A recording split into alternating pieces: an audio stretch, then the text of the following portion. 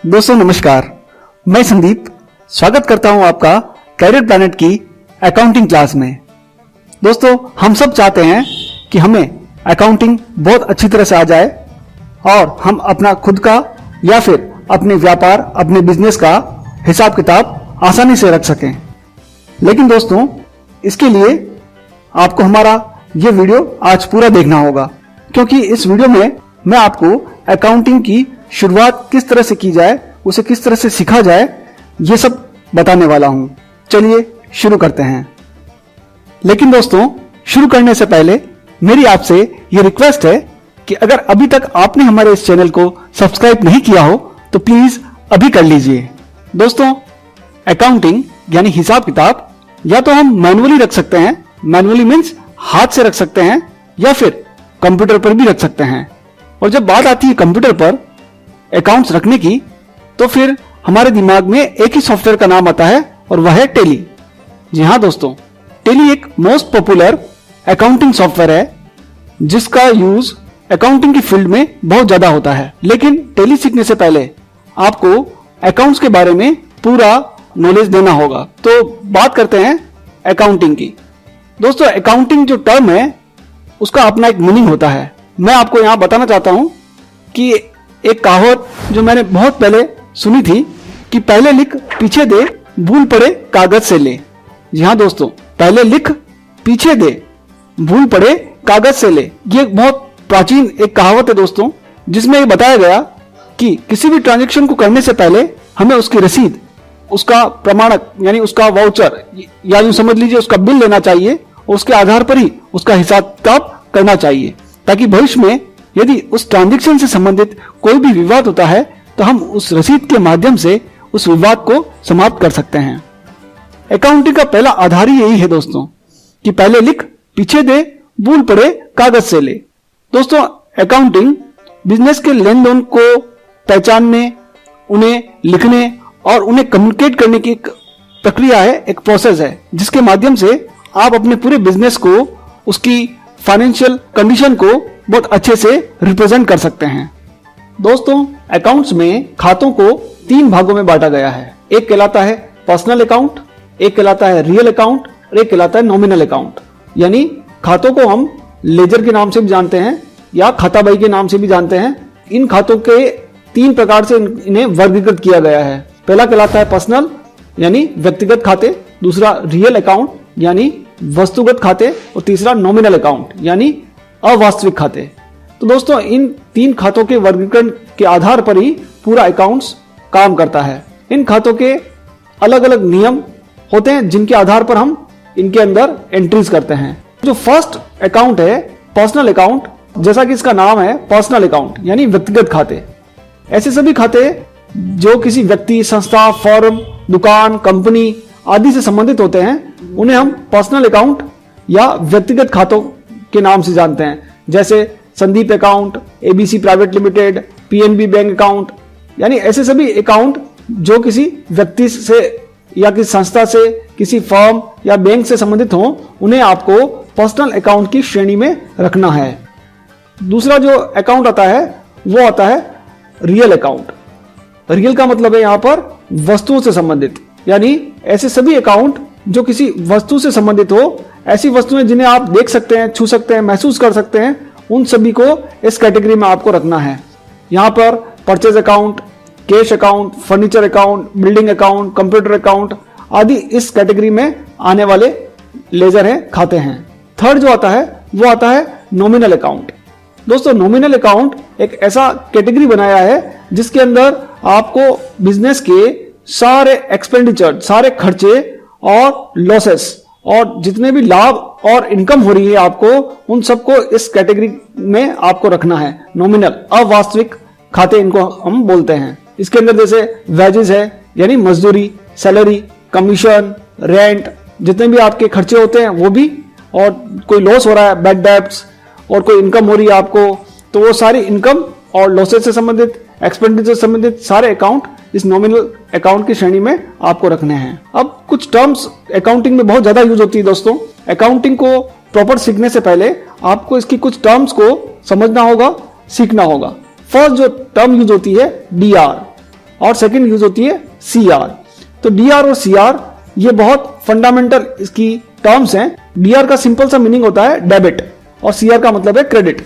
अगर आप हिंदी में इसको समझे तो डेबिट का मीनिंग होता है कि आपने किसी के नाम पर कोई चीज लिख दी है, यानी जैसे कोई आपसे कोई चीज उधार खरीद के ले गया, जैसे रोहित ने आपसे 1000 रुपए का माल खरीदा, तो आपने क्या किया, रोहित के नाम पर वो 1000 रुपए लिख दिए। तो हम यहाँ पर कॉमर्स में या अकाउंटिंग के अंदर उस चीज को डेबिट बोलते हैं, यानी रोहित का अकाउंट हमको डेबिट करना होगा। इस तरह से क्रेडिट का सिंपल सा मीनिंग है कि जब आपको कोई पैसा देता है तो आप उसके अकाउंट में उस पैसे को जमा कर लेते हैं, तो उसको बोला जाता है क्रेडिट। यहाँ पर जैसे रोहित को हमने गुड्स बेचा है और उसने हमको पैसा दिया है, तो हम जब वो ले जा रहा था, यानी उधार जब आपसे खरीदा उसने, तो हमने उसके अकाउंट को डेबिट किया, यानी उसके नाम पर लिख दिया। और जब उसने हमको पैसा दिया तो हमने उस पैसे को उसके खाते में क्रेडिट कर दिया, यानी पैसा उसके खाते में जमा कर लिया। तो क्रेडिट का सिंपल सा मीनिंग है जमा करना और डेबिट का सिंपल सा मीनिंग होता है नाम पर लिखना।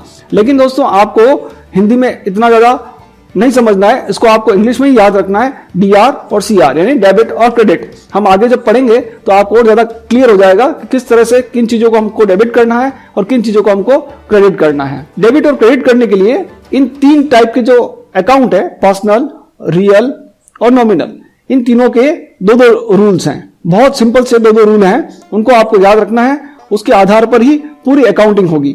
अगर आप इन 6 नियमों को अच्छी तरह समझ लेते हैं तो आप किसी भी तरह की अकाउंटिंग कर पाएंगे। इन तीनों अकाउंट के जो दो रूल हैं, इन्हें गोल्डन रूल ऑफ अकाउंटिंग कहा जाता है। जी हाँ दोस्तों, गोल्डन रूल्स इसीलिए कहा जाता है क्योंकि इन्हीं पर बेस्ड है पूरी अकाउंटिंग। तो फर्स्ट जो हम पढ़ने वाले हैं वो है पर्सनल अकाउंट। पर्सनल अकाउंट के 2 रूल हैं।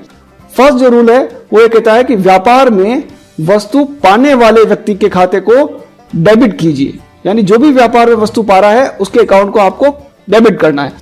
कैसे करना है वो हम आगे सीखने वाले हैं। दूसरा है व्यापार में वस्तु देने वाले व्यक्ति के खाते को क्रेडिट कीजिए, यानी जो भी वस्तु आपको व्यापार में कोई देता है उस व्यक्ति के खाते को आपको क्रेडिट करना है। यहाँ व्यक्ति का मतलब दोस्तों पर्सनल का, जैसा मैंने आपको पहले बताया, पर्सनल के अंदर किसी फर्म, बैंक, संस्था, दुकान, कुछ भी हो सकता है। केवल व्यक्ति का मतलब व्यक्ति से ही नहीं समझना हमको, ये एक जनरलाइज वे में व्यक्ति लिखा गया है। बाकी आप जब भी कभी बैंक देखें, कोई दुकान देखें, कोई फर्म का नाम देखें या कोई किसी पर्सन का नाम देखें, व्यक्ति का नाम देखें, तो भी आपको इन्हीं रूल्स को वहां पर अप्लाई करना है।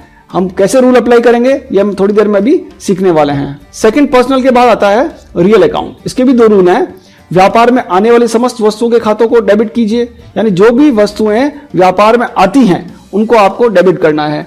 जो वस्तुएं व्यापार से जाती हैं उनको आपको क्रेडिट करना है ना। जाने वाली वस्तु को क्रेडिट कीजिए, आने वाली वस्तु को डेबिट कीजिए। थर्ड है नॉमिनल अकाउंट। नॉमिनल अकाउंट के भी 2 रूल हैं।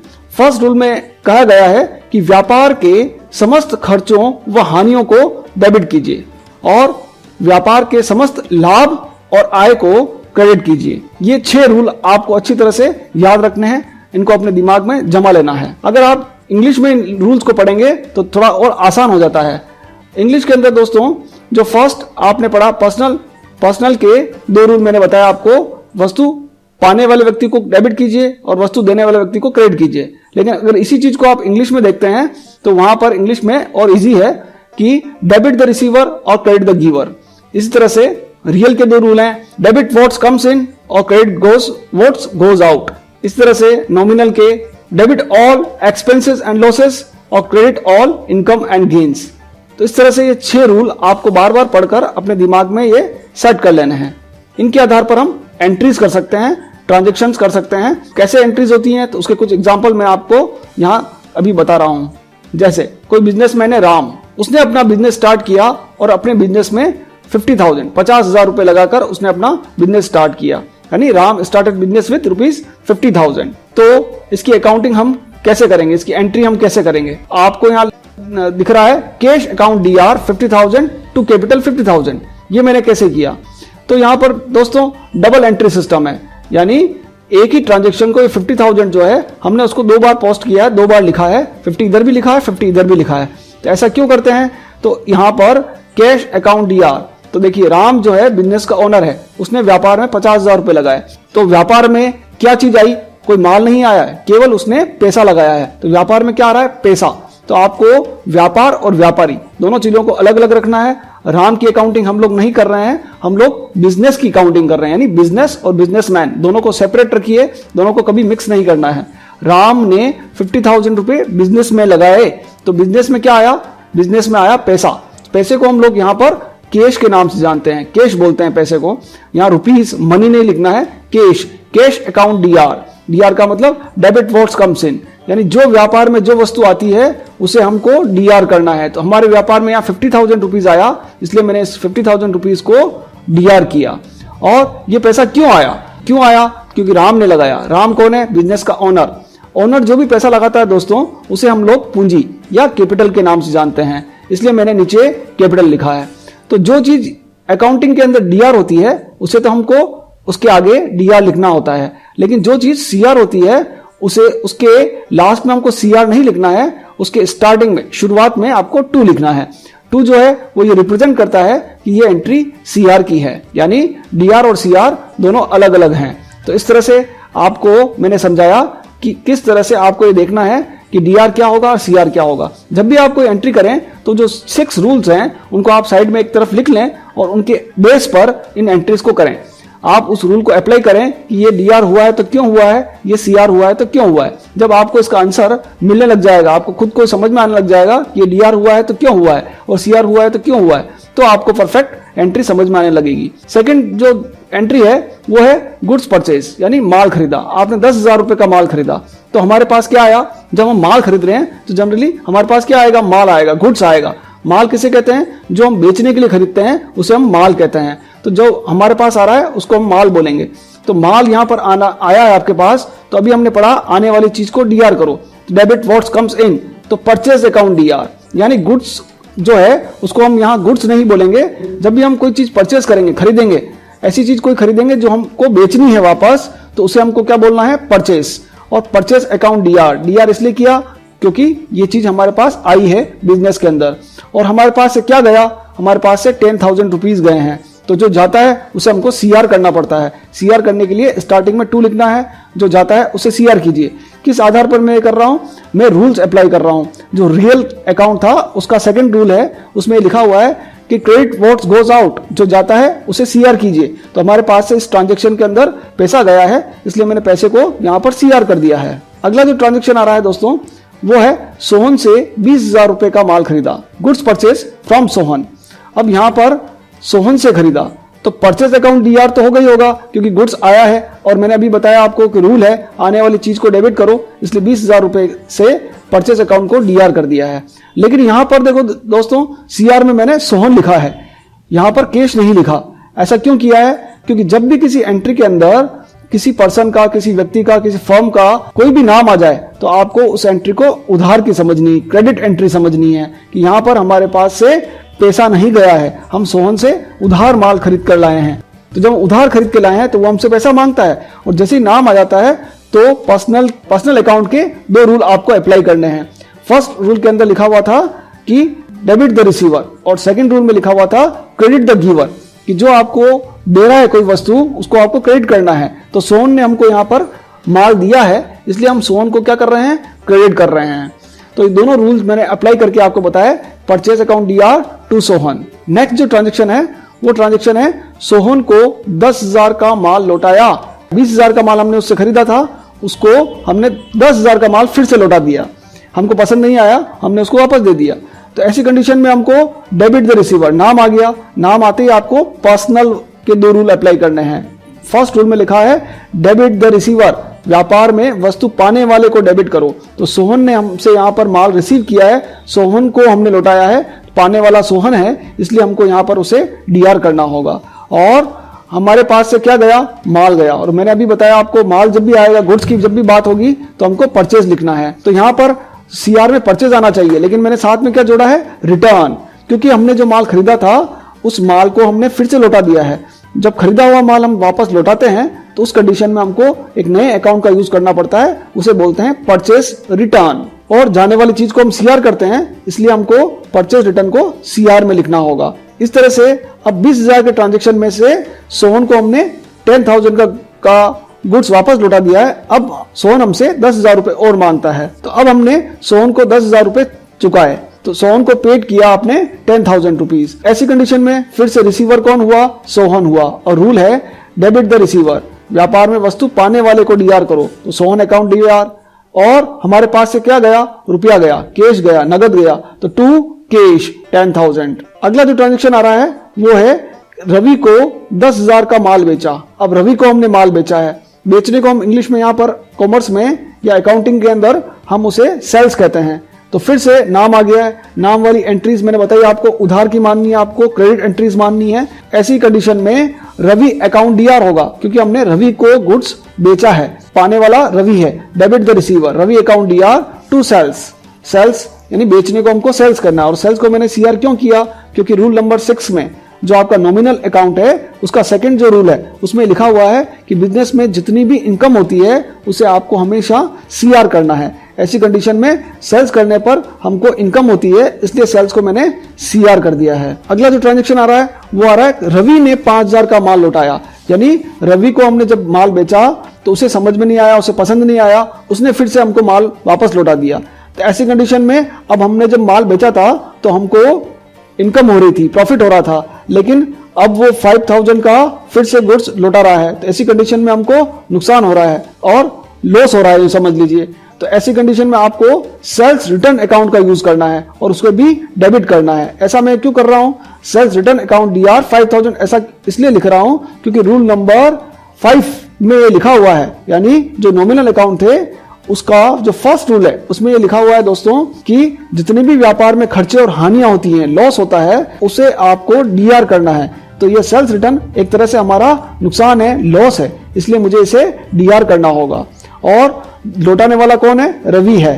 तो जब भी रूल आ जाता है, जब भी किसी का नाम आ गया, तो ऐसी कंडीशन में आपको पर्सनल अकाउंट के रूल लगाने हैं, व्यक्तिगत खातों के नियम लगाने हैं। उस नियम में बताया है कि व्यापार में वस्तु देने वाले को सीआर करो, क्रेडिट द गिवर। तो जो दे रहा है आपको वो रवि है, इसलिए रवि को हमको सीआर करना होगा। इस तरह से अगला जो ट्रांजेक्शन है वो है रवि से 5,000 रुपए आपको नगद प्राप्त हुए, यानी कैश रिसीव्ड फ्रॉम रवि ₹5,000। अब रवि हमको पैसा दे रहा है, तो क्या हमारे पास क्या आ रहा है दोस्तों? कैश आ रहा है। जब भी कोई चीज आती है उसे हमको डीआर करना होगा। तो कैश अकाउंट डीआर 5,000, और देने वाला कौन है? रवि। क्रेडिट द गिवर, जो देता है उसे सीआर कीजिए। तो रवि को हमको सीआर करना होगा, cash account DR to Ravi. अब आपका बिजनेस अच्छा चलने लग गया है, आपने अपने बैंक में एक अकाउंट ओपन करवाया और 5,000 रुपए वहां पर जमा करवाए। तो पाने वाला है बैंक, तो debit the receiver, bank account DR 5,000, और हमारे पास से क्या गया है? पैसा गया है। तो टू कैश, जाने वाली चीज को सीआर करना होता है, तो टू कैश 5,000। अब आपने बैंक से 2,000 रुपए निकाले, तो ऐसी कंडीशन में हमारे बिजनेस में क्या आ रहा है? 2,000 रुपीज, और आने वाली चीज को हमको डीआर करना होता है। तो इसलिए कैश अकाउंट डीआर, कैश आ रहा है हमारे पास, इसलिए कैश अकाउंट डीआर 2,000। और कहां से आ रहा है? देने वाला कौन है? बैंक देने वाला है। क्रेडिट द गिवर, जो देता है उसे हमको सीआर करना है, तो टू बैंक 2,000। अब आपको धीरे धीरे कुछ आइडिया लग रहा होगा कि मैं किस तरह से एंट्रीज कर रहा हूं। वो सारी एंट्रीज आप जो रूल्स आपको बताएं उस रूल के बेस पर सारी एंट्रीज आप आसानी से कर सकते हैं। जब ये एंट्रीज को आप आसानी से कर लेंगे, अच्छी तरह समझ लेंगे, तो इन्हीं का यूज हम टेली के अंदर करेंगे कि किस तरह से इन एंट्रीज को आपको टेली के अंदर यूज करना है। ये केवल एक जस्ट बेसिक एंट्रीज है दोस्तों। इसके बाद आपको एडवांस एंट्रीज भी मैं आपको बताऊंगा किस तरह से वो टेली में हो सकती हैं। अगला जो ट्रांजेक्शन है वो है दुकान का किराया चुकाया। अगर आपने अपनी शॉप रेंट पर ले रखी है तो उसे उसका रेंट भी हमको चुकाना होगा। तो यहाँ पर लिखा हुआ है दुकान का किराया चुकाया 1,000 रुपीज, यानी रेंट बोलते हैं किराए को। तो रेंट पेड अकाउंट डीआर 1,000। अब रेंट पेड को हमने डीआर क्यों किया? तो ये अपने बिजनेस का एक्सपेंसेस यानी खर्चा है। सारे खर्चे जितने भी होते हैं उसे हमको डीआर करना होगा। जो नॉमिनल अकाउंट है उसके रूल नंबर 1 में लिखा हुआ है कि debit all expenses and losses. तो ये हमारा एक्सपेंसेस है, इसलिए आपको इसे डीआर करना होगा। और हमारे पास से क्या जा रहा है? कैश जा रहा है, पैसा जा रहा है। जाने वाली चीज को हमको सीआर करना होता है, इसलिए इस कैश को हमको सीआर करना होगा। लाइट का बिल चुकाया, लाइट का बिल चुकाया, सेम वही मेथड है। यहां पर भी लाइट बिल जो है बिजनेस का एक्सपेंसेस है, खर्चा है, और खर्चों को हमको डीआर करना होगा, इसलिए लाइट बिल अकाउंट डीआर। और अगर ये बिल हमको चेक से चुकाना होता तो टू बैंक, यानी चेक का जो हम चेक काट कर देते हैं तो पैसा कहां से जाता है? बैंक से जाता है। बैंक से वो चेक विड्रॉ करता है सामने वाला पर्सन, तो हमको देने वाला कौन हुआ? बैंक हुआ। क्रेडिट द गिवर, इस वजह से हमको यहाँ बैंक लिखना होगा। और अगर आपने कैश पेमेंट किया है लाइट के बिल का, तो आपको यहाँ पर बैंक की जगह पर कैश लिखना होगा। कंप्यूटर खरीदा, अब अगर आपने कंप्यूटर खरीदा है तो आपके पास क्या आया? बिजनेस के अंदर कंप्यूटर आया और आने वाली चीज को आपको डेबिट करना है, इसलिए कंप्यूटर अकाउंट डीआर, और क्या गया? पैसा गया, और जाने वाली चीज को आपको सीआर करना है, इसलिए computer account DR to cash. इस तरह से राज फर्नीचर, ये कोई शॉप का नाम है दोस्तों, राज फर्नीचर से फर्नीचर खरीदा 5000 रुपीज, यानी आपने अपने बिजनेस के लिए फर्नीचर खरीदा, तो आने वाली चीज को डेबिट करो। डेबिट व्हाट कम्स इन, इसलिए आपको फर्नीचर अकाउंट को डीआर करना है। और यहाँ पर पर्सनल के रूल लगेंगे, पर्सनल का रूल नंबर फर्स्ट और सेकंड वो आपको अप्लाई करके देखना है कि व्यापार में वस्तु पाने वाले को डेबिट करो और देने वाले को सीआर करो, क्रेडिट करो। तो राज फर्नीचर देने वाला है, हमको राज फर्नीचर ने फर्नीचर दिया है, इस वजह से राज फर्नीचर को आपको सीआर करना होगा। Furniture account DR to Raj furniture. दोस्तों, ये कुछ बेसिक एंट्रीज मैंने आपको बताई। अगर आप इस तरह की और भी एंट्रीज करना चाहते हैं तो आप हमारे ब्लॉग पर जाकर वहां से इन्हें डाउनलोड कर सकते हैं, जिसका एड्रेस मैंने नीचे डिस्क्रिप्शन में भी दे दिया है, और आप चाहें तो अभी नोट भी कर सकते हैं, http://cpitudaipur.blogspot.in। दोस्तों, इस तरह की आप खूब सारी एंट्रीज जब करेंगे और रूल अप्लाई करना सीख जाएंगे तो टैली सीखने में आपको बहुत आसानी होने वाली है। दोस्तों, अगर आपको हमारा ये वीडियो अच्छा लगा हो, पसंद आया हो, उपयोगी लगा हो, तो आप जरूर इसे लाइक करें, शेयर करें, कमेंट करें, और अभी तक अगर आपने हमारे चैनल को सब्सक्राइब नहीं किया हो तो प्लीज अभी कर लीजिए। Thank you so much.